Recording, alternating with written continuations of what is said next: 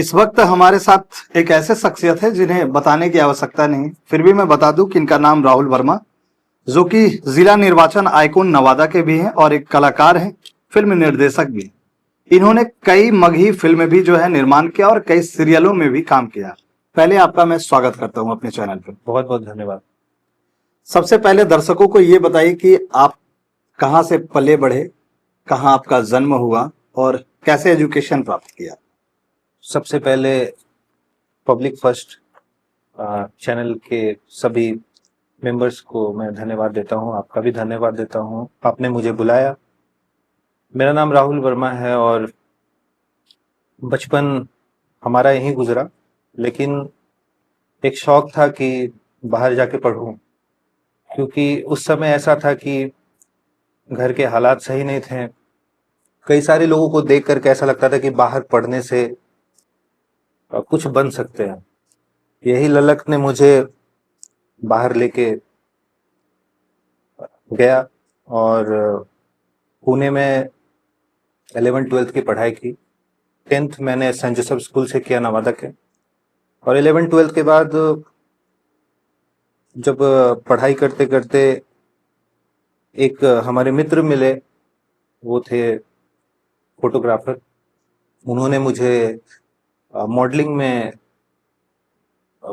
First step दिया, मतलब कि उन्होंने बताया कि आपकी पर्सनालिटी जो है मतलब पढ़ाई करते करते ही आपकी पर्सनालिटी देख के कोई बताया कि आप ऐसा कार्य कर सकते हैं? उन्होंने रेफरेंस दिया कि आप कोशिश कीजिए, क्या होगा, पढ़ाई तो चलते रहेगा लेकिन कोशिश करके देखिए। फिर हमने मॉडलिंग किया और एक बड़ा ब्रांड था वो मैक्स फैशन आइकन, उस पर वॉक करना ही हमारे लिए बहुत बड़ी बात थी, क्योंकि एक वो ऐसा हमारे लिए था कि बड़े बड़े टेलीविजन लेवल के मॉडल सब रैंप कर रहे थे, वॉक कर रहे थे, और उस जगह पर खुद को पाना, खुद उसमें परफॉर्म करना हमारे लिए बड़ी बात थी। अच्छा, कब और कैसे लगा कि फिल्म जगत में आना चाहिए और बेहतर प्रदर्शन भी आपने किया है? आप किसी भी फील्ड में जाइएगा तो आपसे लोग जुड़ते जाएंगे और वहीं से आपका कारवां का शुरुआत होता है। और सबसे बड़ी चीज होती है कि आप जिस फील्ड में जाना चाहते हैं उस फील्ड में सबसे पहले आपको ईमानदारी, मेहनत, जुनून, प्रेजेंस ऑफ माइंड और काम करने का तजुर्बा, ये अगर आपको किसी भी क्षेत्र में है तो आपको वो उस क्षेत्र में आगे लेके जाता है। निर्वाचन विभाग और जिला प्रशासन ने आपको जिला आइकॉन बनाया कि निर्वाचन के क्षेत्रों में आपने काम किया, वोटरों को जागरूक किया, कैसे कार्य करते हैं उस पर आप? जिला आइकॉन मुझे श्री कौशल कुमार, पूर्व डीएम जो नवादा के थे, उन्होंने मुझे नवादा का निर्वाचन आइकॉन बनाया। तब से मैं अभी आइकॉन हूँ। आइकॉन इसलिए अभी तक नहीं हूँ क्योंकि मतलब अभी हूँ इसलिए क्योंकि मैंने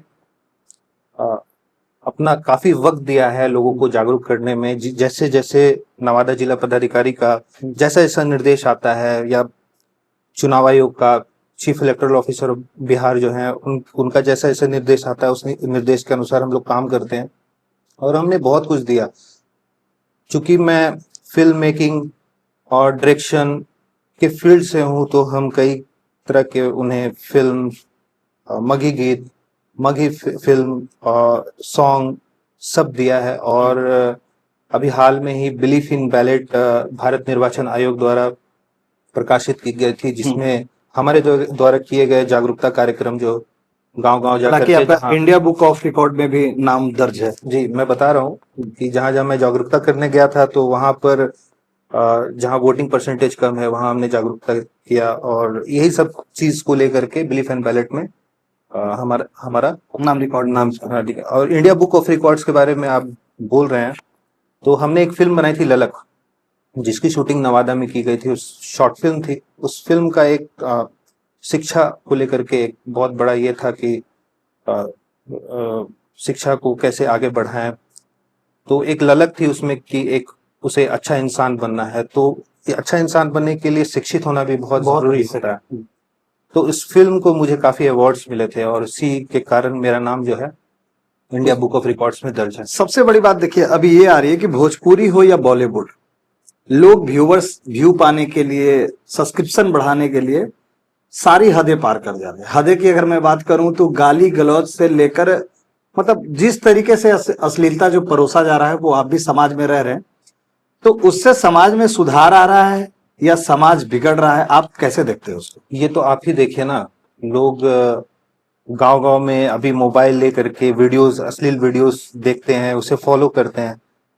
होता क्या है कि एक कलाकार का एक ये नीति होना चाहिए कि हमें लाइक और फॉलोअर्स और व्यूज पे काम नहीं करना चाहिए। बशर्ते अगर आप एक अच्छा वीडियो बनाते हैं और एक अश्लील वीडियो बनाते हैं, दो वीडियो एक होता है, एक आप इधर एक अश्लील रख दीजिए, एक अच्छी वीडियो रख दीजिए। अगर आपको यहाँ पे 1 करोड़ व्यूज आए और इनको 1 लाख व्यूज आए और इससे 1 करोड़ व्यूज से 1 करोड़ लोग जो है व्यूअर्स वो बिगड़ रहे हैं, आज के युवा यूथ।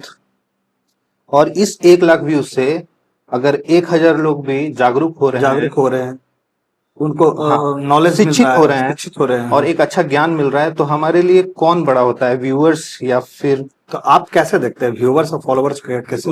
मेरे लिए अगर व्यूज कम भी आई और उससे लोग 2 लोग भी जागरूक हुए, 4 लोग भी जागरूक हुए, तो वो मेरे लिए लाखों व्यूअर्स का काम करता है।